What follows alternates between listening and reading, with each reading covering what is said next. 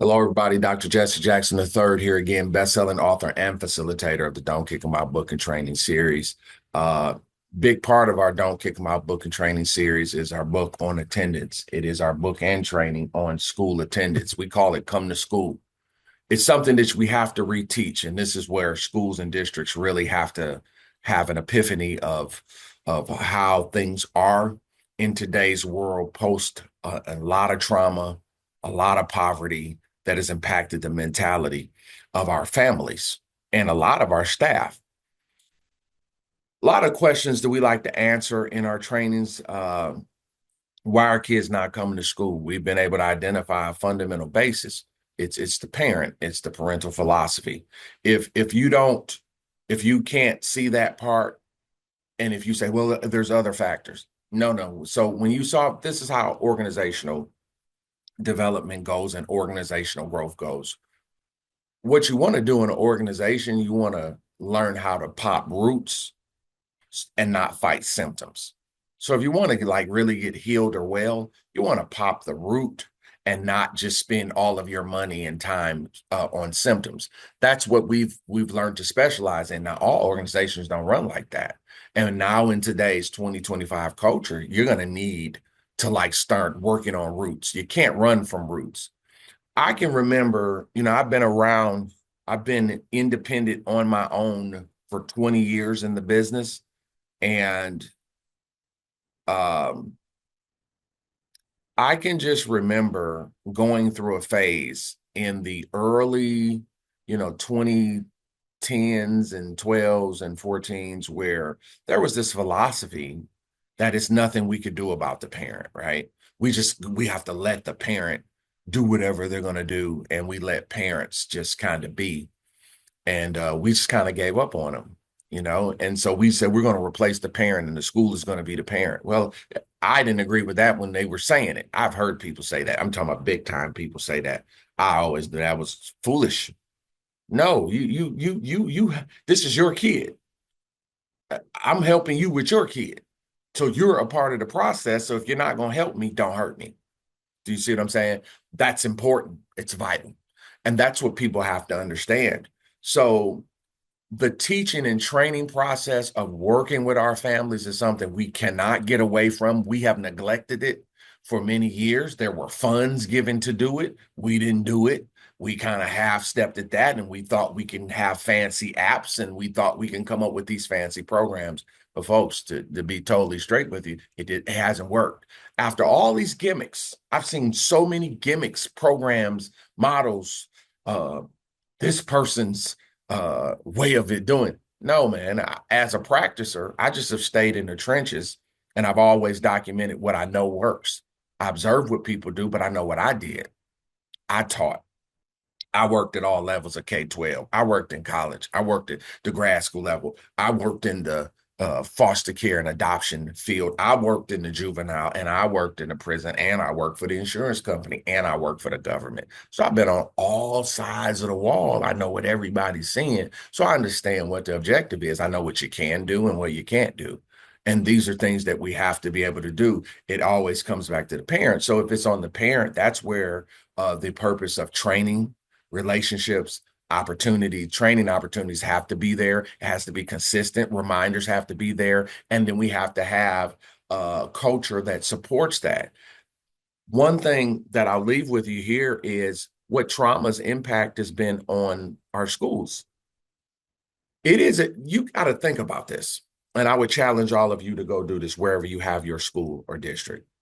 I would ask you to start going back and start paying attention to some important numbers in your history, your graduation number, your behavior and suspension numbers, your test scores over the last 20 years. Now, I do understand what we use testing for today, and we'll say, oh, well, our test scores are up. Listen to what I'm saying to do with it. What a lot of the test scores will do and what a lot of your suspensions will do and the numbers with your suspensions and behavior, it starts to give you some, I could break that data down and I could start to look behind the numbers and start to see trauma residual. So now you'll start to talk about school loss. learning opportunity lost.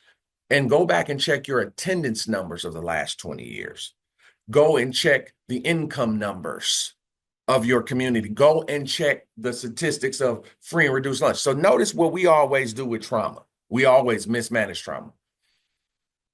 We have a free and reduced lunch system, right? It's free and reduced lunch. Well, we had certain people everywhere, not of ethnicity and race, but certain people or certain communities that wouldn't feel the free lunch form out. So what did we do? We didn't deal with the reality of why that's happening. We just said, well, everybody gets it.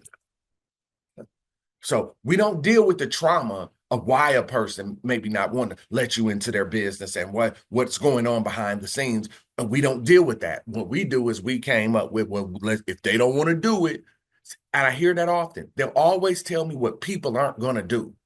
And how are you telling me you want me to teach your kid, but you're going to tell me what you're not going to do? I have too many schools with the same population you have that the parents, the ones that kick up dust and smoke, they're doing what they're being asked to do. A strong culture is required to help people that have suffered trauma, deeply distressing or disturbing experiences, or have high levels of poverty. Total compromises of the emotions of the mind. Poverty's not money. If poverty was money, that means that couple of $1 trillion in Title I funds all over these years would have certainly helped and healed us. It didn't. You got people that are worse. The more money you gave them, the worse they got. That's poverty. It's poverty to be late to school.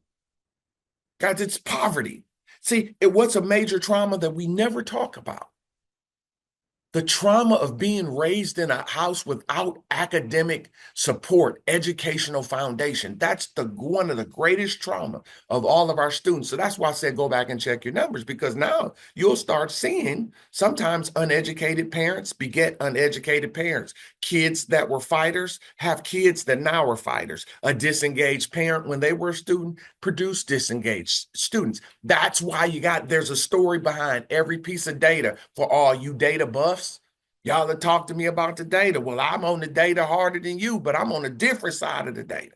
You got to pay attention. This is what a great data analyst told me. Dr. Jackson, you got to review your data. That's the realest thing I ever said and the realest thing I ever heard. And what I have found out, there is more size to the data than the academic numbers. If it's influencing our ability to teach, we got to get it. If you're not coming to school, you got all these issues.